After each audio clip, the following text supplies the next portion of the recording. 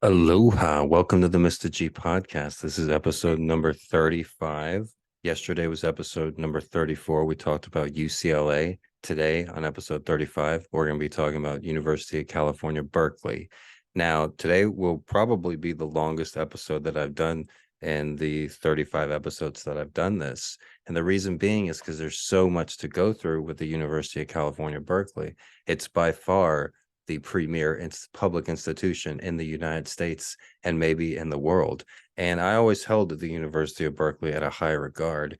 But after doing some research on it yesterday, I realized that it tops even the school that I graduated from, the University of Texas in Austin, as far as its history, its number of successful graduates, its architecture, its campus, and everything else. Maybe not in sports or football or basketball, which it does have some success in, but everywhere else, University of Berkeley is the top school in the world, in the United States at least.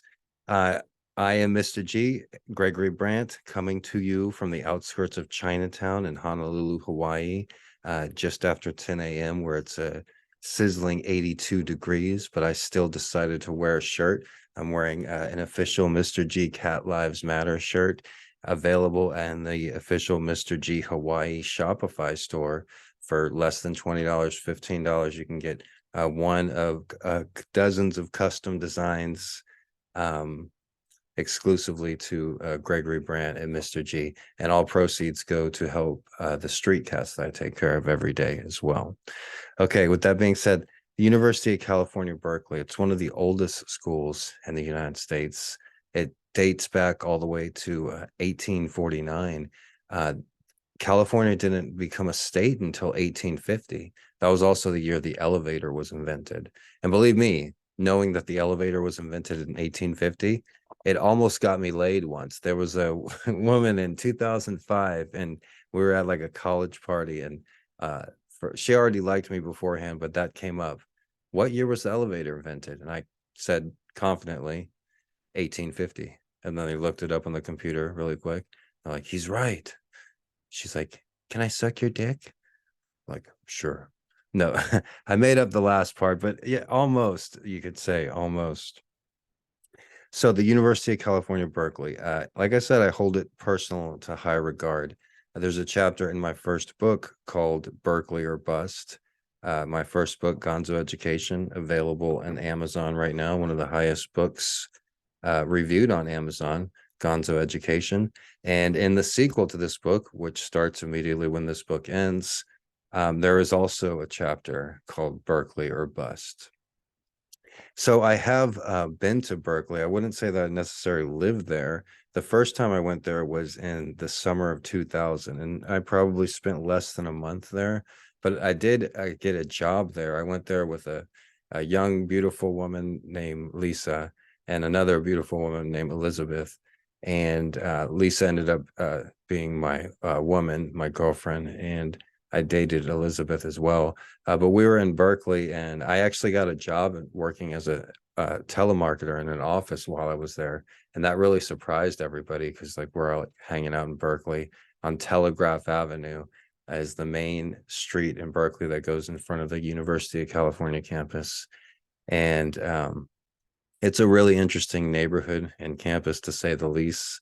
One of its nicknames I remember is Berkeley. That was the first time I went there, which you can read about in my book, Gonzo Education. And the second time I went there was 11 years later. So in 2011, with my twin brother, who was also there on the first trip. And it had changed a lot. But looking into Berkeley yesterday and going over some of the things that I remember from there, it really holds a high regard. And growing up, the very first time I ever heard of Berkeley was in the movie Forrest Gump when I was just 13 years old. And in that movie, there's a scene where Jenny is like a part of a protest movement, and they're at Berkeley, or they're headed to Berkeley. And she's in the back of a bus, and she holds up a cardboard sign to show Forrest, and it says Berkeley or Bust. And then they have the Birds song, to everything, turn, turn, turn. There is a season to, and the Forrest Gump soundtrack was one of the first CDs that me and my brother had, and we listened to that over and over again. And that was one of the top songs on that soundtrack. And I had an awesome montage afterwards. If you know anything about me, I love making the music montages. I've been doing it for about over 20 years before YouTube was around. And I've made many of them on TikTok and YouTube over the last couple of years. But one of the very first montages I remember that struck a chord with me was the Berkeley or Bust one from Forrest Gump. So if you get a chance, it's worth a watch. Later, I realized that University of California, Berkeley is known as a public Ivy League school. That means it's an Ivy League education, but it's also a public university. And like I said, it's one of the oldest schools in the United States. It dates back all the way to 1849. The graduates were unbelievable. I was really surprised. A lot of people that you know in Hollywood and media and in television were top people, were graduates of the University of California, Berkeley. And the same website made a list of the top 100 graduates of the University of Texas, which I did on an earlier podcast. And the University of Texas graduates, they had a lot of football players, a lot of sports players, a lot of business people, a lot of politicians, but they also had like, C-list, D-list actors, like a woman that was nominated for a daytime Emmy for a soap opera called Doctors and Dentists that ran for 2 years, just nominated for a daytime Emmy. And the difference was on the Berkeley list, we had Nobel Prize winners, famous astrophysicists, a lot of, people that you're familiar with in their field, like, then you're like, oh, they went to Berkeley. And it was more surprising than the University of Texas list and much more impressive. Like I said, the University of Berkeley begins in 1849 with the adoption of the Constitution of California, and it provided the creation of a public university. The Organic Act said the university shall have for design to provide instruction through all departments of science, literature, art, and industrial pursuits. The university officially opened for classes in September 1869. In 1871, Board of Regents stated that women should be admitted equally as men. They're one of the first schools to have that all the way back in 1871. So they started in 1869. There was only 2 years where women weren't equally admitted as men. In 1874, the first woman graduated. Her name was Rosa L. Shiver. And in 1881, Henry Douglas Bacon donated books and arts, which became the construction of one of its top museums, Bacon Hall. If you're ever on the University of Berkeley campus, even as a visitor, you obtain a visitor pass or whatever, and visit some of their libraries and museums, because like the University of Texas, they have some of the best libraries and best architecture and a lot of great artifacts as well. In 1891, Phoebe Aberson Hearst of the famed Hearst family made several large gifts to Berkeley, and that's when they built Hearst Hall. And another notable donor was Levi Strauss, the jeans maker. In 1905, the University Farm was created near Sacramento, which eventually became University of California, Davis. So that was for people that weren't able to commute to the Berkeley campus. The campus began to take a look of the proper university with the completion of the Memorial Stadium in 1923, where the University of California football team plays. Goofy, get off of there. I don't want you turning that off. So if you read, I used to camp out near the football stadium. Also, the observatory on Mount Hamilton, which you can see in the Berkeley Hills, began operation all the way back in 1888. So one of the United States' first observatories was actually in Berkeley. Like I said, in 1910, Berkeley has always played a significant role in political activism and student activism, like UCLA as well. But Berkeley has just taken it to another level. And like I said, this is going to be a interesting podcast because there's just so much that I can go over. In 1928, John D. Rockefeller funded the International House Berkeley, and the International House Berkeley officially opened on August 18th, 1830. It was one of the first residencies in the United States dedicated exclusively to international students. And University of Texas and the University of Berkeley lead the country in having the most international students. At the time, the only other similar buildings dedicated to international students was in Columbia University and the University of Chicago. This particular building, the International House, was the largest student housing complex west of the Mississippi. And the reason I'm so excited about the International House is because the International House comes up in my book, Gonzo Education. I don't call it the International House, but it's where me and my twin brother slept outside because we weren't welcome in. No, we slept inside for a few nights. During the summer, they rented out rooms to people because they had vacancies. And we stayed with this person. I forgot her name, JD's sister. And if you check out the book Gonzo Education, but it was at the International House, and it was funny that came up. I also camped near their famed observatory as well. But and they began to gain international recognition in the 30s as a national research institution. The Great Depression and World War II led to financial cutbacks, and by 1942, however, American Council on Education ranked Berkeley second only to Harvard University in the United States. So all the way back then, the University of California, Berkeley was known as a premier institution. During World War II, Ernest Orlando Lawrence Radiation Laboratory in the hills above Berkeley, where I camped out, had contract with the U.S. Army to develop the atomic bomb. I might have not have camped there if I knew that they had done radiation testing all around in the area. Maybe that's why there weren't anybody else camping around there. But Berkeley physics professor J. Robert Oppenheimer was named of the head of the project in 1942. So like I said in my book Gonzo Education, you can read about me and my brother in the sequel as well. We camped near that area and where Robert Oppenheimer directed the Manhattan Project. So all the way back then, that was 1942. I mentioned Robert Oppenheimer because there's a famous movie out right now called of the same name, Oppenheimer. From 1943 to 1946, Berkeley was one of 131 colleges and universities that took part in the V-12 Navy program.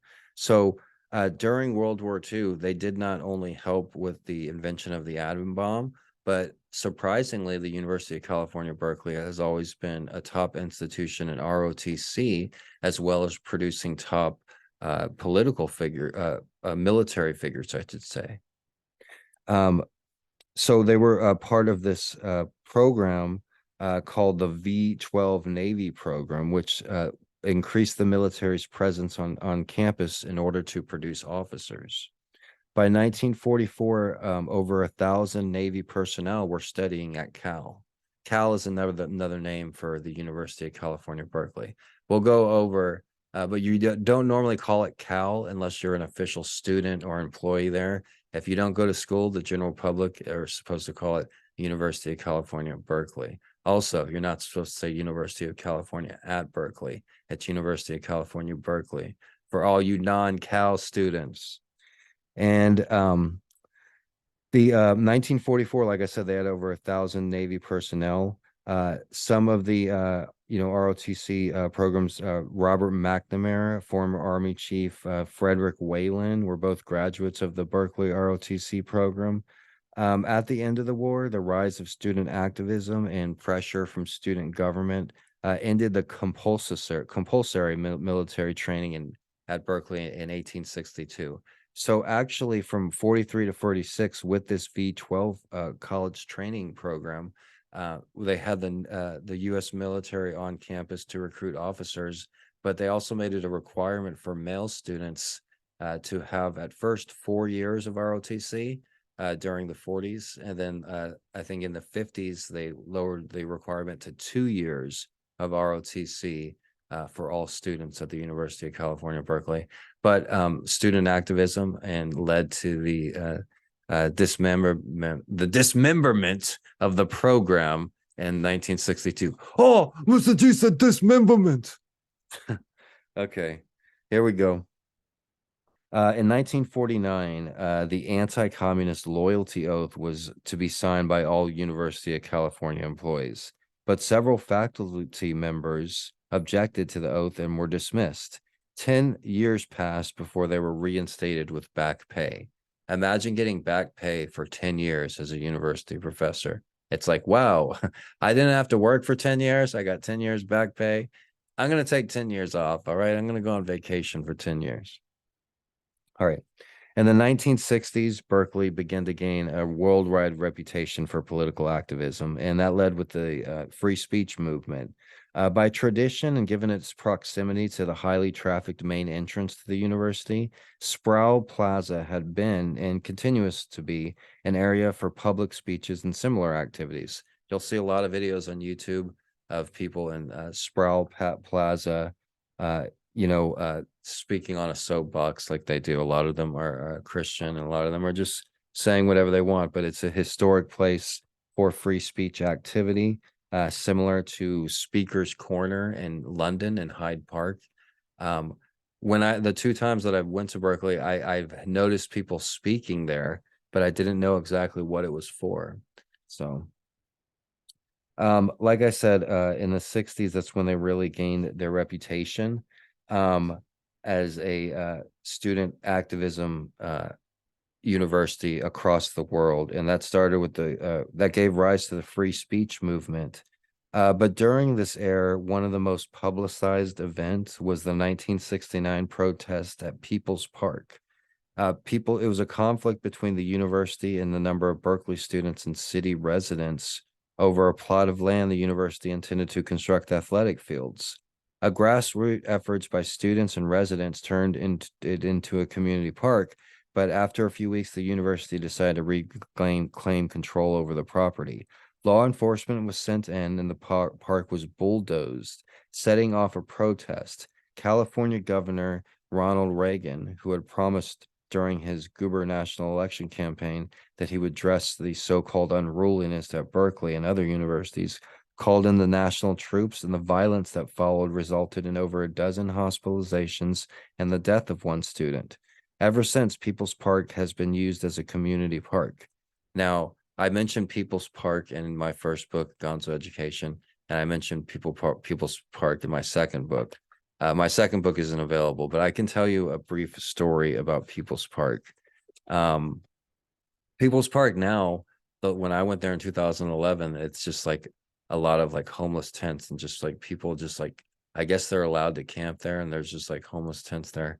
But I'll tell you, and that's not the brightest story, but one thing People's Park is known for is an organization called Food Not Bombs. And Food Not Bombs has been giving a healthy vegan meal in People's Park every day at noon for almost 50 years, every single day. So if you're in Berkeley and you're hungry and you want a plate of hot, delicious fucking food, then you go to Berkeley's People's Park.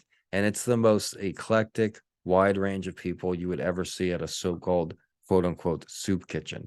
The line at People's Park in Berkeley, first off, there's about 30 like volunteers, since it's everybody knows about it across the Bay Area, and it's a huge city, right? So you have like 30 or 50 volunteers, and each of them brought like a huge keg of vegan food, whether it's vegan vegetables, vegan potato, I don't know, potato thing, vegan dessert thing, whatever. You don't even know what it is, okay? And they give everybody a paper plate, and they just pile on scoop by scoop. So you get a scoop of all the good stuff, and they just put it on top of each other. It's like, fuck it. And then by the end, or you can say, no, I'll pass on that one. Okay, I'll try that, because most of this shit, you never tried before, you probably won't ever eat again. But it's delicious. And the most important thing about cooking is putting your heart into it. And you could tell each of these people that made this food put their heart into it. They wanted something healthy and nutritious and delicious for people that needed it the most. And that's why they say breaking bread with people. It's a transcending experience. So in People's Park, you will see men in business suits next to homeless drunks standing in line, but everybody wants this pile of goodness. And it's warm, it's hot, it's healthy, and no food will ever fill you up as good as this food. You after you eat a plate of the food they serve in People's Park, you feel satisfied, you feel energized, you have ability to get things done. Whereas you get a value meal at McDonald's, you don't feel that way when you're done eating it. You feel tired, you feel like taking a nap, you feel like watching TV. You don't feel that way after you eat a plate of healthy vegan food like they serve at People's Park. But there are also, like I said, homeless tents there and people that are camping there. And it's not the safest place to be at night. Berkeley is not the safest place to be at night, but one of the most I don't want to use the word magical. I can't think of another word on the spot, but the second time in Berkeley, I also got a job at the dollar store unloading trucks in downtown Berkeley. And I was camping up by the observatory where Oppenheimer used to work, but my job started at like 1 a.m. So me and my brother and our cat were camping up in the hills of Berkeley, and I had to get to this job at like 1 or 2 a.m. So that means I had to leave the campsite in the middle of the night, climb down a huge hill in the middle of the night in complete darkness without a flashlight, and then walk through the streets of Berkeley to the downtown area of Berkeley to the dollar store job.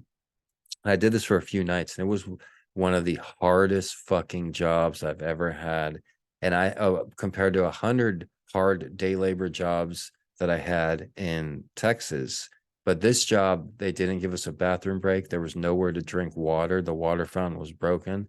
So I didn't have access to water. I couldn't use the bathroom for like 8 or 9 hours. And we were just unloading this truck of crap that wasn't even boxed, that was just shoved in there, the worst shit you can imagine. And there were rats in the truck and rats all in the store, rats fucking everywhere. And it was a horrible job. And the sun came up the next day, and walking back after working all night through the neighborhoods of Berkeley to our campsite, it was just so weird and interesting. And nobody else could do that. And my twin brother and our cat are at the campsite. We didn't stay at Berkeley long. This was in 2011. And so we left about a couple days after the 4th of July. So almost 12 years ago exactly. But People's Park, it was full of homeless people. And back then you couldn't buy weed if you didn't have a medical card in California. And we didn't use drugs or drink or anything. And we didn't want to associate with any of the homeless people, even though we were homeless, but we were up camping in the woods, and we also had a car at least. And we weren't going to camp with all those literal drug addicts and shit, but we did need to get weed. And there was so much weed in Berkeley for a week or two. My brother just walked around picking up all the medical weed was all handed out in the same type of packaging. And it's such a huge city, the University of California. For a couple of days, my brother just walked around and picked up the discarded weed baggies. And then he got like 100 together and put all the shake together and ended up like getting a thing of weed. And then another time we were walking down an alley and I saw an Altoids tin, like a really nice one that somebody had been using. And then I opened it up, it was just full of weed. And so that's our only thing. We needed weed. We smoked weed every day. And the one time we tried to actually buy weed from an individual, which sucks trying to do it on the black market, was at People's Park. And I'll end today's podcast with this story. All right. So and we'll continue with Berkeley tomorrow. So at People's Park, we're trying to get weed. And Michael's like, my twin brother is like, you need to be nicer to people. You're the social one. You need to talk to people, because we didn't know where to get weed and we had run out, and we knew we could smell it everywhere, but we needed to talk to somebody to get it because we didn't have a medical marijuana card. And I was being kind of a prick because I didn't have any weed. And we were in line, and at one point, I remember an example of how I was a prick. we were in line at one point, and this guy in like a tie and a suit was also in line for the nice meal I was telling you about at People's Park. And he was like on the phone, and he's like, hey, I want you to put all the money on cans, aluminum cans. They're big time, baby, big time. We're gonna go hit to the moon. Cans and empty plastic bottles, empty. And he's like, yeah, baby, we're going far, you know. And it was just funny. And I laughed a little bit too, but then Michael was like, you could cheer up a little. Or no, somebody said something to me. So like, where are you guys from? And I'm like, we're from Texas. All right. And then like I said something snarky or something. And then Michael was like, my twin brother was like, you can be a little nicer, you know. And he was right. But I had to talk to these people to try to buy weed, right? And I'll tell you an example why it wasn't necessarily good to be too nice. So we're walking by, I'm like, hey, do you, or somebody says, you want to buy some smoke? As we walk by, and we're like, yeah, you know. And then they're like sitting on a beach towel, like in People's Park, and it's this girl and this guy, like these two young white dudes, a white dude in his 20s and a girl in her 20s. And then I'm like, yeah, and I just need some weed. We like, oh, you guys want this or that? And I'm like, no, no, no. We just or Michael wasn't even there. It's just like, yeah, just some weed is good. You know, then just you know, $10 worth or $20 worth. And then so they give me a little bag of weed, and then I put it in my pocket. And I'm all like happy. I'm like, finally got weed, you know. And I sit there for a minute just to be polite. And I remember there was like a skinny, like uh dark Asian homeless guy, and he was dressed in like just short shorts and a tank top, and he was in front of me, and some guy was sitting next to him. And then the girl that was selling me the weed was like yelled out like, hey, you finally got a friend. And I guess I remember this because I started to get sick because she sold me the weed, right? And then I'm like, she's like, you need a pipe? And I was like, yeah, I guess I could smoke a bowl. It's like, okay, smoke a bowl with us. And then so I take out a little bit of the bud and I break it up. And then she hands me this little metal pipe to use. And then I put it in there. And then I tell her like, yeah, I don't do weed or anything. Or I only smoke weed and stuff. And then we start smoking out of the pipe and then pass it around. And then the guy looks at the girl and he's like, hey, was that the same pipe that you were using? And then she's like, oh shit. And I was like, what? And then they're like, nothing. You'll be fine. You'll be fine. And I was like, what the fuck? And then as we're sitting there, I hadn't smoked weed in like a few days or a week even, because this was like right when we got to Berkeley. And we had just found the Berkeley Public Library. And Michael was actually waiting for me at the Berkeley Public Library while I was going to go to People's Park to try to score weed. So I'm at People's Park and we start smoking the weed. And then like I just start like like getting too high, like paranoid and like what's going on, what's happening, you know? And then like they say that like, hey, weren't you smoking something in that? Like a word that I wasn't familiar with. And then she's like, oh shit. And she's like, you should empty that out. You shouldn't use that. And then he's like, here, use a can, make a pipe, you know. And I was like, oh well, I gotta get going anyways, you know, just keep it, you know. And then so I get up and that's when she was like, hey, you found a friend. And I was just like having like a panic attack straight up. And then I walked the short distance from People's Park to the Berkeley Public Library where Allen Ginsberg wrote the poem Howl. But I walked back to the Berkeley Public Library where on this day in the summer of 2011, my brother was waiting for me. And he's like, did you get the stuff? And I was like, yeah, but I think I smoked something bad because I used the pipe. He's like, you stupid, you know? And then we're just sitting there and quiet in the library, like using my laptop, using the internet. And then all of a sudden, and I'm just sitting there and like I'm thinking, okay, well, I'm safe in the air conditioned library. I'll just wait until I calm down from all this stuff. But then all of a sudden we're at the bottom floor where the public computers are. All of a sudden I just start getting nauseous as fuck. And I'm like, oh my God, whatever was in that pipe, it just made me sick as fuck. It wasn't weed, obviously. And I'm about to just explode chunks. And then I'm like I could tell Michael, hold my shit, you know, watch my bag. And then I try to go to the first bathroom, but it's locked. And then they have like a stairwell in the Berkeley bathroom, and like, and I'm like literally about to throw up everywhere. And then I go up to the second floor, that bathroom locked. I go up to the third floor, and I'm about to just throw chunks everywhere. And it's on a Saturday morning, like bright, and the library is packed, one of the busiest libraries I've ever seen. And then I go up to the next floor, and there's like a cardboard cutout of Elvis Presley for some reason. And I was about to just throw up right on Elvis's face.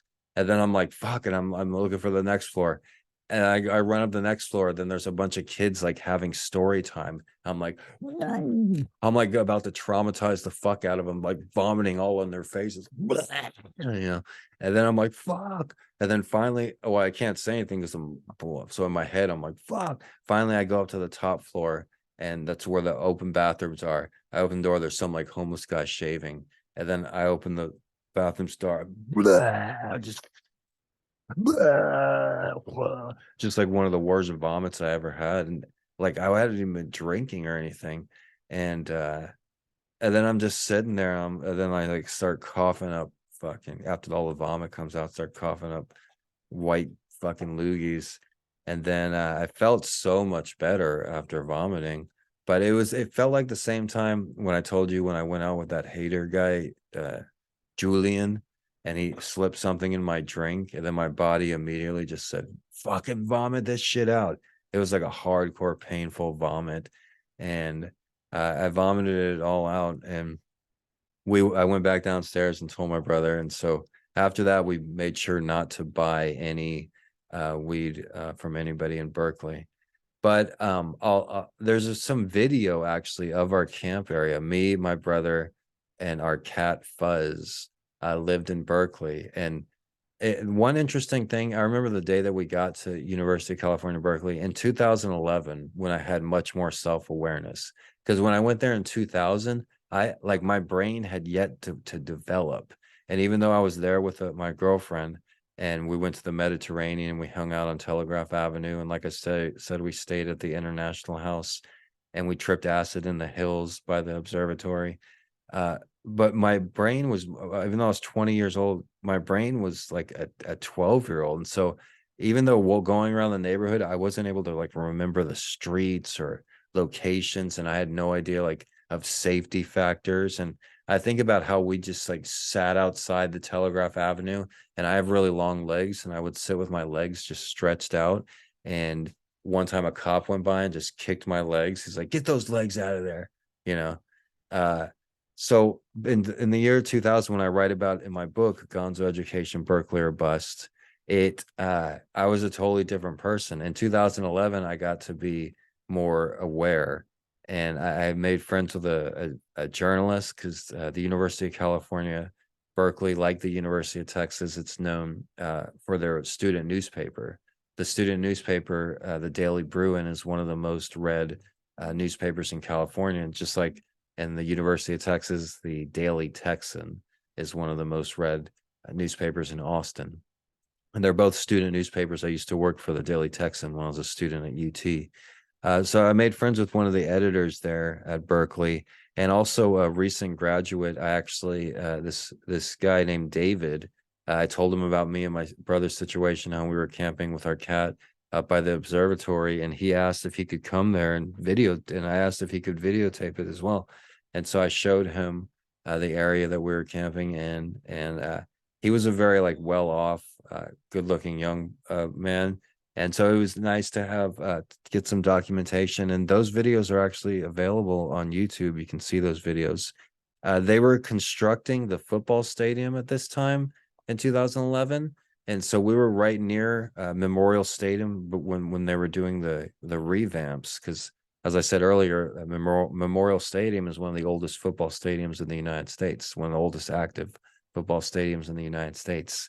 And also, when we were there, one of the it was right near where they have these concerts. I think it's the Japanese Tea Gardens. I forget exactly what it's called, but right where we camped out near Oppenheimer's lab, they had these concerts. And I believe when we got there, like we started camping, and all of a sudden Bob Dylan started playing, and we're like camping above Bob Dylan, and he's just playing like and I'm just like, are we imagining this? Is Bob Dylan playing like at our campsite? And then like I think they're having a concert down there or something like that.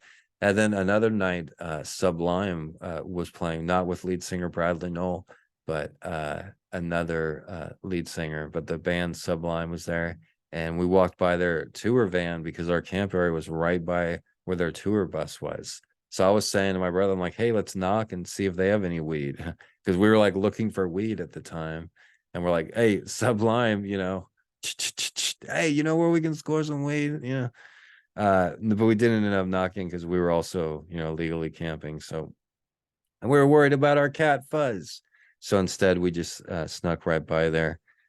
The University of California, Berkeley, like I said, Berkeley Public Library is just off of campus, and as well as People's Park.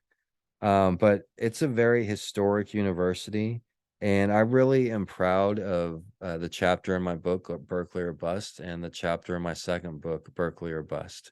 It's a lot more dangerous now than it was when I was there in the year 2000 and when in the year 2011, but it's still the premier university in the United States. And I don't have kids, but if I did, I'd always say like, oh, I would want them to graduate from the University of Texas in Austin, where I graduated from.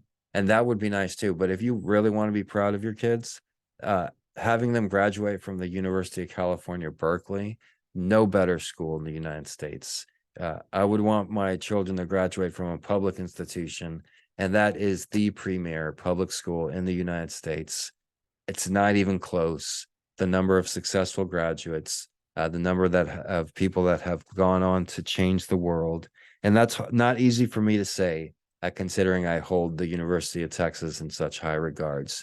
But I'll give credit where credit is due. The University of California, Berkeley is the number one school in the United States. And the official referring of it, UC Berkeley, is the standard name for communications to the general public. The university's current brand identity standards call for UC Berkeley. So that's what it's called, UC Berkeley.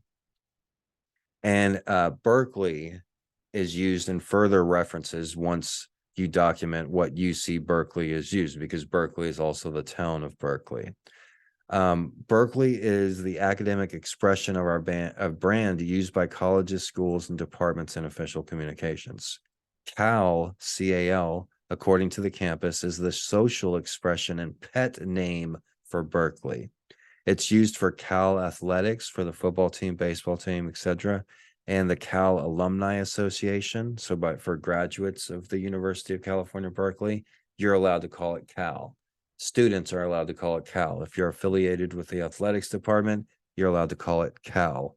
But for everybody else, it's UC Berkeley. The term University of California has come to refer to the entire University of California system is the main reason. And the campus office for trademarks disallows the use of Cal Berkeley, though it is occasionally used colloquially. Unlike most University of California campuses, which are commonly known by their initials, usage of UCB is strongly discouraged, as in University of California at Berkeley. You don't say University of California, Berkeley. You say UC Berkeley. Get it right or pay the price. All right? Berkeley, buddy. All right. I hope you guys enjoyed the podcast today. Yesterday, like I said, UCLA. Today, we did UC Berkeley. And we're going to continue with UC Berkeley because it's that good of a school. Tomorrow, I'm going to tell you all about the top graduates for UC Berkeley. And later in the week, we're going to talk briefly about USC as well. USC will be the last school. But UC Berkeley, number one school in the United States. If you know anybody that has graduated from there, give them a pat on the back because there is no better school to graduate from. All right. The Mr. G podcast is available wherever you listen to podcasts. Just type in Mr. G Hawaii podcast, Gregory Brandt podcast. You can listen to the Mr. G podcast on Amazon Podcasts, Audacity Podcasts, iHeartRadio Podcasts, Spotify Podcasts. Like I said, hundreds of websites carry the Mr. G podcasts. And full episodes of the Mr. G podcast are uploaded in their entirety onto Twitter and YouTube daily. Thank you guys for listening. From me and my street cats here on the outskirts of Honolulu. Aloha. And as they say in Hawaii, shoots, shoots, my brother.